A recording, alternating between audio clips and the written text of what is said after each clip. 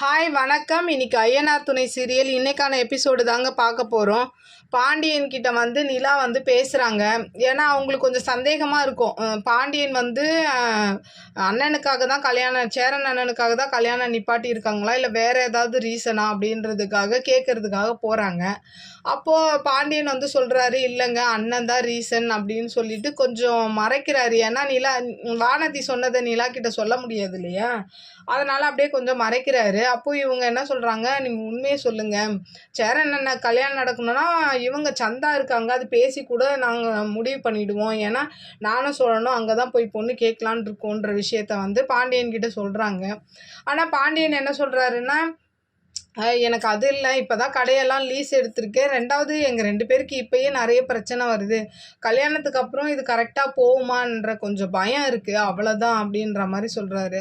அப்போ இவங்களாம் என்ன சொல்கிறாங்க, விடு வானதி இப்போ இன்னும் காலேஜ் கூட முடிக்கலைல்ல, கொஞ்சம் அப்போ வெயிட் பண்ணுங்க, குழப்பத்தோட ஒரு கல்யாணத்தை பண்ண வேணாம், வெயிட் பண்ணி பொறுமையாகவே கல்யாணத்தை பண்ணிக்கலாம் அப்படின்ற மாதிரி நிலா சொல்லிட்டு போயிடுறாங்க.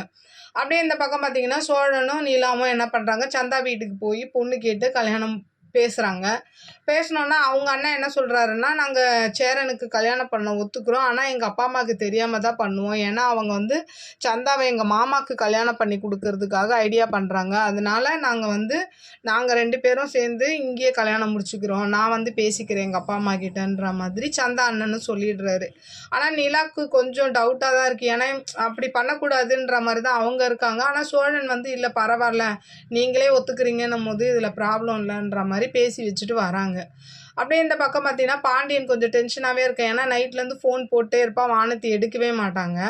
அதில் வந்து அவங்க கொஞ்சம் கன்ஃபியூஸ்டாகவே இருப்பான். அப்புறம் என்ன பண்ணுறான், கடையில் வேலை பார்க்குறவரோட ஃபோனை வாங்கி ஃபோன் போடுறான், எடுத்து பேசுகிறாங்க. ஆனால் இவர் தான் பேசுகிறாருன்னு தெரிஞ்சவொடனே கட் பண்ணி பிளாக் பண்ணிடுறாங்க. அப்போ அதில் என்ன ஆகிடுது, பாண்டியனுக்கும் ஒரு மாதிரி கோவமாக ஆகிடுது, என்ன பேசவே மாட்றா அப்படின்ற மாதிரி அவரும் கோவப்படுறாரு. அந்த இடத்துல வானதியும் ரொம்ப கோவமாக இருக்காங்க. இந்த பல்லவன் என்ன பண்ணுறான்னா, சேரன் கிட்ட வந்து எக்ஸாமுக்கு காசு கட்டணும்னு சொல்லி காசை வாங்கிட்டு வந்து இந்த பொண்ணு கூட கஃபேல வந்து அந்த காசை செலவு பண்ணிகிட்டு இருக்காங்க இந்த பையன் பல்லவன். அப்படியே இன்னைக்கான எபிசோட் முடிக்கிறாங்க. நாளைக்குன்னு கொஞ்சம் போடுவாங்க பார்த்தீங்களா, அதில் வந்து என்ன பண்ணுறாங்கன்னா, நிலாவுக்கும் ராகவுக்கும் சண்டாகுது போல்.